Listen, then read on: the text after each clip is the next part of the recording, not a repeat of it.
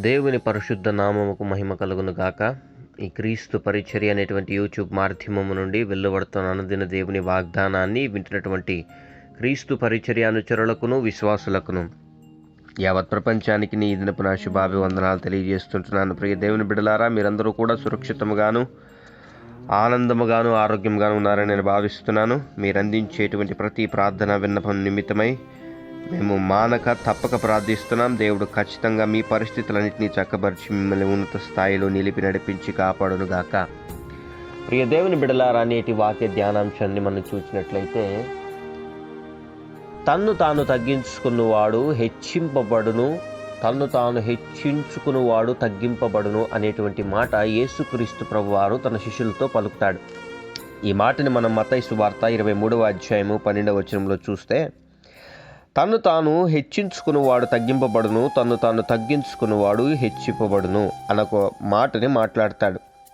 అలాగే 8వ వచనం చూసినట్లయితే, మీరైతే బోధకులని పిలువబడవద్దు, ఒక్కడే మీ బోధకుడు, మీరందరూ సహోదరులు. ప్రియ దేవుని బిడ్డలారా, శిష్యులకి యేసుక్రీస్తు ప్రభువారు కొన్ని ఉపమానాల్ని ప్రకటిస్తూ వస్తూ అందులో ఉన్నటువంటి మర్మాల్ని తెలియజేస్తూ వస్తూ, ఈ శాస్త్రీయులు పరిసయ్యులు ఎవరైతే ఉన్నారో, అంటే ధర్మశాస్త్రాన్ని ఎరిగి ఇప్పుడు క్రీస్తు మన మధ్య నివసిస్తున్నాడు, కానీ ఆయన ధర్మశాస్త్రానికి విరోధంగా బోధిస్తున్నాడు, ధర్మశాస్త్రానికి విరోధముగా ఆయన వాక్య బోధన చేస్తున్నాడు, ఆయన ఏ రకంగా పట్టుకుందామా అనేటువంటి ఆలోచన కలిగినటువంటి ఓ వేషధారణ బుద్ధి కలిగినటువంటి మనుషులైనటువంటి శాస్త్రులు పరిచయుల గురించి, వాళ్ళ దగ్గరే మనం ఎలా బ్రతకాలో, ఎంత జ్ఞానము కలిగి బ్రతకాలో, ఎంత తెలివిగా బ్రతకాలో తన శిష్యులకు నేర్పిస్తూ వస్తుంటాడు యేసుక్రీస్తు ప్రభువారు. అలానే ఇక్కడ ఒక మాట చెప్తాడు, ప్రియ దేవుని బిడ్డలారా, తన్ను తాను హెచ్చించుకునేవాడు తగ్గింపబడును. ప్రియ దేవుని బిడ్డలారా, మన నిజ జీవితంలో కూడా యెహోవా మనల్ని హెచ్చించడము కంటే, అంటే దేవుని మీద ఆధారపడి మనం హెచ్చింపబడడం కంటే, మనల్ని మనం హెచ్చించుకోవడానికి ఎంతగానో ప్రయాసపడుతుంటాం ఈ సొసైటీలో. అందరిలో మనం ఘనంగా కనబడాలని, అందరిలో మనం ఒక మంచి స్టేజ్లో ఉండాలని, అందరిలో మనం ఒక మంచి ఆర్థిక సంబంధమైనటువంటి వనరులతో నిండి అనేక మంది మన దగ్గరకు వచ్చి చెయ్యి చాచాలనేటువంటి ఊహల్లో తేలుతుంటారు ప్రతి మనుషులు కూడా. అంటే వాళ్ళ స్వయం శక్తిని ఆధారం చేసుకుని కొంతమంది కష్టపడి పైకి వచ్చిన వాళ్ళు ఉంటారు, కానీ కొంతమంది ఉంటారు వాళ్ళ దగ్గర ఏమీ లేని స్థితి ఉంటుంది, అనేక మందికి సహాయం చేయాలనే ఆలోచన ఉంటుంది, కానీ అందరూ వాళ్ళ దగ్గరికే రావాలనేటువంటి కోరిక కలిగి ఉంటారు. దీనినే వాళ్ళని వాళ్ళు హెచ్చించుకోవడం, వాళ్ళ గురించి వాళ్ళు గొప్పలు చెప్పుకోవడం. ప్రియ దేవుని బిడ్డలారా, ఒక ధనవంతుడైనటువంటి వ్యక్తి యేసుక్రీస్తు ప్రభువారి దగ్గరికి వస్తాడు. వచ్చినప్పుడు అతను పరలోక రాజ్యంలో ప్రవేశించడానికి ఇష్టపడుతున్నానని చెప్పి, ఇదిగో యేసుక్రీస్తు ప్రభువారిని అడిగినప్పుడు యేసుక్రీస్తు ప్రభువారు, నీకు కలిగిన ఆస్తంతయు అమ్మి బేదలకు ఇమ్మని చెప్పినప్పుడు, వాడు అధిక ధనవంతుడైనందువల్ల ఆ మాట విని వ్యసనపడి వెళ్ళిపోయాడని బైబిల్లో ఉంటుంది.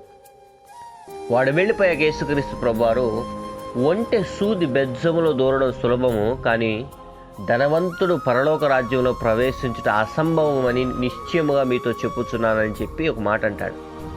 ఎందుకు ఈ మాట చెప్తున్నాడనంటే, హెచ్చింపబడేటువంటి స్థితి ఒక మనిషికి ఉన్నప్పుడు, హెచ్చింపబడినటువంటి స్థితి ఒక మనిషికి ఉన్నప్పుడు, అతడు దేవుని రాజ్యంలో ప్రవేశించడానికి, దేవుని రాజ్యంలో అతను నిలబడడానికి యేసుక్రీస్తు ప్రభువారు ఒక ఉపాయము చెప్పినప్పుడు, అది అతని హృదయాన్ని ఎంతగానో కలిచివేసింది, వ్యసన పడేటువంటి స్థితిలోకి అతన్ని తీసుకుని వచ్చింది.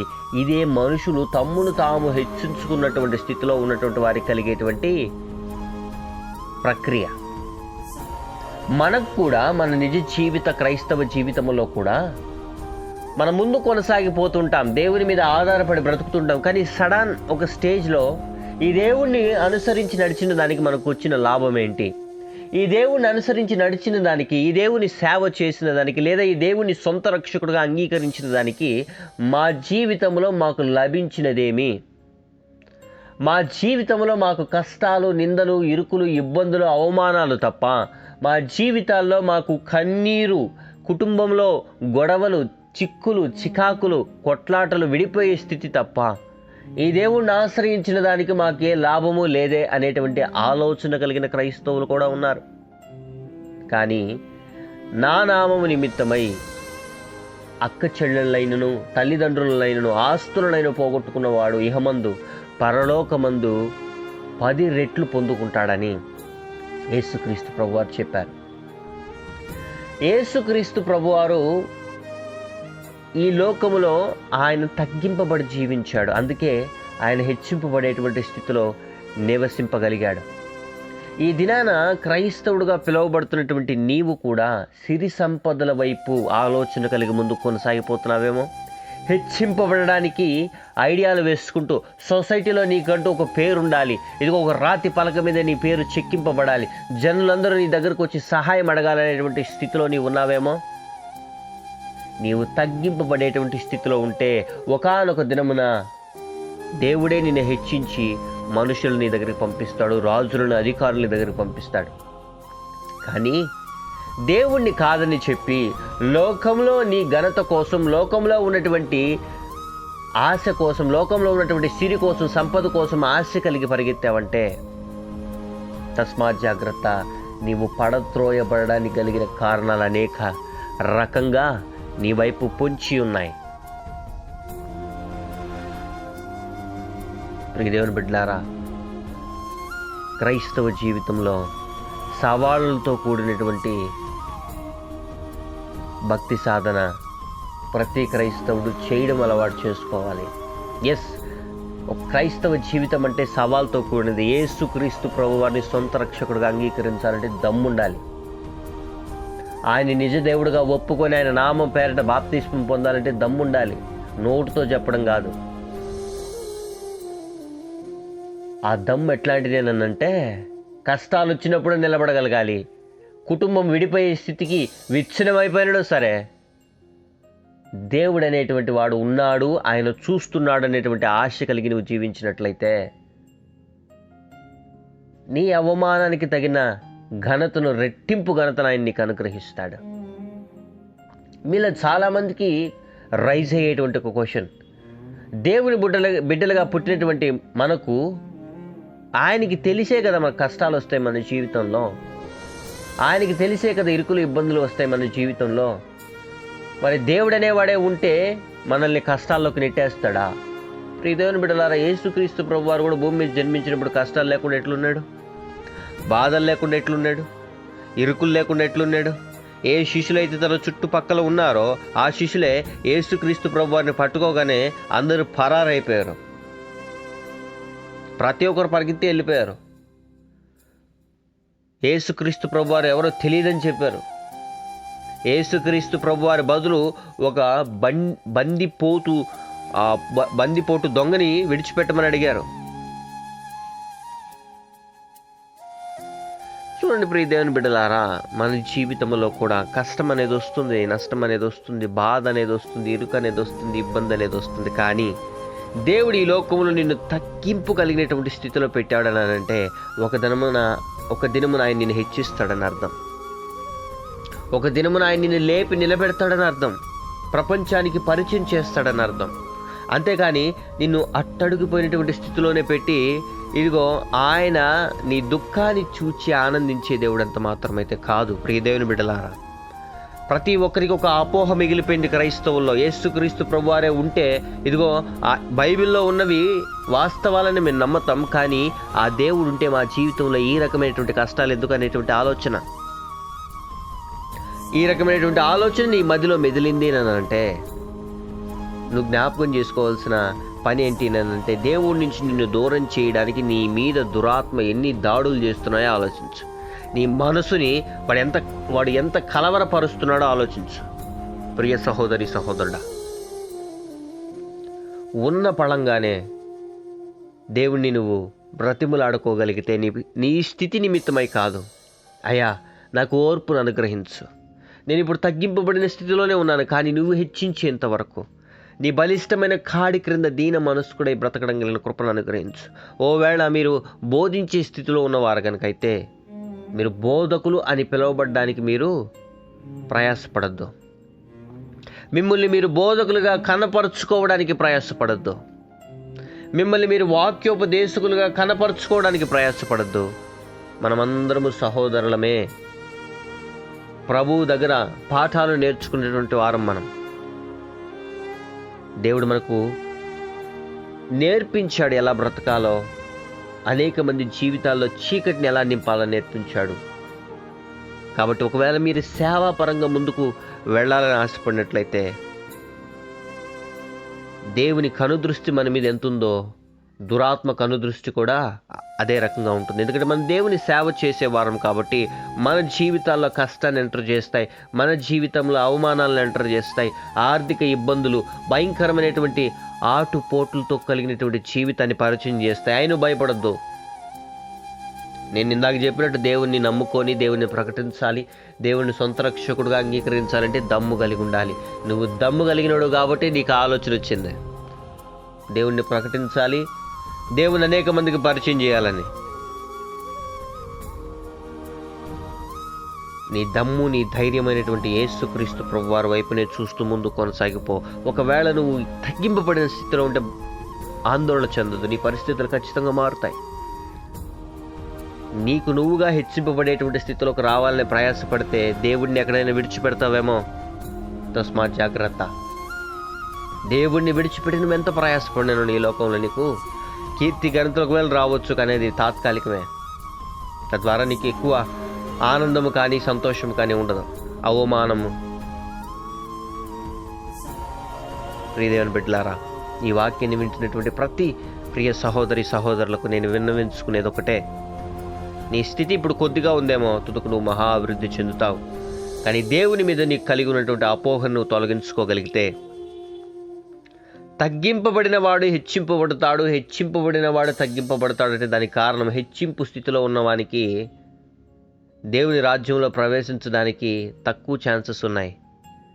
తగ్గింపు స్థితిలో ఉన్నవాడు, మిక్కిలి లేమిలో ఉన్నవాడు, నలిగిపోతున్నవాడు దేవుని మీద ఆధారపడడం నేర్చుకుంటాడు, దేవుని సహాయం పొందుకోవడం నేర్చుకుంటాడు, డబ్బును ఉపయోగపరచడం నేర్చుకోడు, డబ్బును పొందుపరచడం నేర్చుకుంటాడు. ఆపత్కాలంలో యెహోవానికి ఆశ్రయంగా మారుతాడు. మరి నీకు ఏది ఆశ్రయంగా మారాలనుకుంటున్నావు? డబ్బు ఆశ్రయంగా మారాలనుకుంటున్నావా? దేవుడు ఆశ్రయంగా మారాలనుకుంటున్నావా? Choice is yours. సంవత్సర అంతంలో మనం ఉన్నాం. ఈ డిసెంబర్ మాసం ఇంకో 2 రోజుల్లో ముగియబోతుంది. 2 రోజులు కూడా కాదు, ఇంకొక రోజులో ముగియబోతుంది. మరి నీ ఆలోచన, నీ తీర్మానం, నీ నిర్ణయం ఏంటో మీ చేతికి నేను విడిచిపెడుతున్నాను. మంచి నిర్ణయాలు తీసుకుందాం. దేవుని వైపు చూస్తూ క్రైస్తవ భక్తి జీవితంలో ముందుకు కొనసాగిపోతూ దేవుని మీద ఆధారపడి బ్రతికే వారముగా మనం మారుదాం. తద్వారా దేవుని ఆశీర్వాదాలను పొందుకుందాం. రండి అందరం కలిసి ప్రార్థన చేద్దాం. మహాపరిశుద్ధుడును, మహోన్నతుడును, సర్వోన్నతుడును, జీవాధిపతి, జీవము కలిగిన రాజ్యాన్ని ఘనమైన శ్రేష్టమైన నామానికి స్తుతులు, స్తోత్రాలు, వందనాలు. ఈ క్రీస్తు పరిచర్య అనేటువంటి యూట్యూబ్ మాధ్యమం నుండి ఎంతమంది బిడ్డలైతే అనుదిన దేవుని వాగ్దానాన్ని వింటున్నారో, నీ బిడ్డలతో నీవు మాట్లాడిన రీతిని బట్టి నీకు వందనాలు చెల్లిస్తున్నాం ప్రభువా. ఎంతమంది బిడ్డలైతే ఈ దినాల ప్రభావాలైనా హెచ్చింపు కలిగినటువంటి స్థితిలో ఉండాలని ఇదిగో ప్రభా దానికోసమే ప్రయాసపడుతూ అహర్నిశలు ప్రభా, ఇదిగో నేను విడిచిపెట్టి నేను గుర్తుపట్టలేని స్థితిలో ప్రభా, లేదా నీ మాటల్ని వినలేని స్థితిలో ఉన్నారో అటువంటి బిడ్డలతో నీవు క్షుణ్ణంగా మాట్లాడిన రీతిని బట్టి నీకు వందనాలు. తగ్గింపబడిన స్థితిలో, నలిగిపోయినటువంటి స్థితిలో కూడా ప్రభానైనా వారు ఆరిపోతూ అనేక మందిని వెలిగిస్తున్నటువంటి కుటుంబాలను జ్ఞాపకం చేసుకోండి. బిడ్డలని ఉన్నత స్థితిలో ఉంచమని ప్రార్థన చేస్తున్నాం. ఆ బిడ్డలు పడుతున్నటువంటి ప్రతి ప్రయాసకి అయానైనా నీవు సఫలీకృతను అనుగ్రహించమని ప్రార్థన చేస్తున్నాం. ఎంతమంది బిడ్డలైతే ప్రభు నీ మీద ఆధారపడి నీ వైపు చూస్తూ నీవనే దేవుడు ఉన్నావు, ఖచ్చితంగా వాళ్ళ జీవితాలను మారుస్తావు అనేటువంటి ప్రభానైనా ఆశ కలిగి ఉన్నారో ఆ బిడ్డల జీవితాల్లో ఆశ్చర్య కార్యాలు జరిగించమని ప్రార్థన చేస్తున్నాం. ఈ దినాల వివాహ దినాలు, జన్మదినాలు, బ్యాప్టిజం డేస్ జరుపుకుంటున్న ప్రతి బిడ్డల తలల మీదకి ఆశీర్వాదాలను కుమ్మరించమని ప్రార్థన చేస్తున్నాం. రాబో దినాల్లో, రాబో సంవత్సరంలో బిడ్డల్ని ఆశీర్వాదకరమైనటువంటి దీవెలతో నింపి తృప్తిపరచమని ప్రార్థన చేస్తున్నాం. ఉద్యోగ లేములో ఉన్న వారికి ఉద్యోగాన్ని అనుగ్రహించండి. అప్పుల బాధలో ఉన్న వారికి సంపూర్ణ విడుదలను అనుగ్రహించండి. ఆయా బ్యాంక్ లోన్లు, ఈఎంఐ ఈఎంఐస్ కట్టుకోలేక, క్రెడిట్ కార్డ్ బిల్స్ కట్టుకోలేక, ఇదిగో వడ్డీలు కట్టలేని స్థితిలో ఎంతమంది బిడ్డలైతే ఉన్నారో ఆ బిడ్డలకు అందరికీ సహాయాన్ని అనుగ్రహించండి. ఏ అధికారుల వల్ల ఒత్తిడి కలగకుండా బిడ్డలందరూ ప్రభానైనా వాటిని ప్రభానైనా కష్టార్జితంను ప్రభానైనా ఇదిగో వారున్న అప్పుల్ని తొలగించుకోవడానికి, వారికి ఉన్న అప్పులను తొలగించుకోవడానికి, వారి కష్టార్జితాన్ని ఎలా ఉపయోగించుకోవాలో, దాన్ని ఎలా ప్రభానైనా ఖర్చు పెట్టాలో కూడా నేను నేర్పించమని ప్రార్థన చేస్తున్నాం. మరి అనారోగ్య పరిస్థితితో బాధపడుతున్న బిడ్డల్ని ఆరోగ్యపరిచి మెండైనటువంటి ప్రభావం ఆరోగ్యాన్ని, బలాన్ని, శక్తిని అనుగ్రహించమని ప్రార్థన చేస్తున్నాం. మరి ఎంతమంది బిడ్డలైతే ప్రయాణ మార్గంలో కూడా బయలుదేరి వెళ్తున్నారో బిడ్డలందరికీ సురక్షితమైనటువంటి ప్రయాణ మార్గాన్ని అనుగ్రహించమని ప్రార్థన చేస్తున్నాం. విదేశాల్లో ఉండే అనుదిన దేవుని వాగ్దానాన్ని వింటున్న ప్రతి బిడ్డలు ఆశీర్వదింపబడి దీవింపబడుతురుగాక. సేవా పిలుపు కలిగి ముందు కొనసాగిపోవాలని ఆశపడుతున్న బిడ్డల జీవితాల్లో కష్టాలు, నష్టాలు, బాధలు, ఇరుకులు, ఇబ్బందుల్ని ప్రవరణ చూపించి భయపెడుతున్నటువంటి దురాత్మ చీకటి అంధకార సమూహాన్ని లయము చేయమని ప్రార్థన చేస్తున్నాం. మరి సేవకుల మధ్యను, సంఘాల మధ్యను ఐక్యతను కలిగించమని ప్రార్థన చేస్తున్నాం. ప్రభానైనా గొడవలను, కొట్లాటలను, అల్లరిని అయినా ఎక్కడ కూడా ప్రభానైనా మత ద్వేషము లేకుండా ప్రభానైనా ప్రతి ఒక్కరూ కూడా ప్రభానైనా ఇదిగో సంతోషము కలిగి ప్రభానైనా భయభక్తులు కలిగి జీవించగలిగినటువంటి కృపను అనుగ్రహించమని ప్రార్థన చేస్తున్నాం.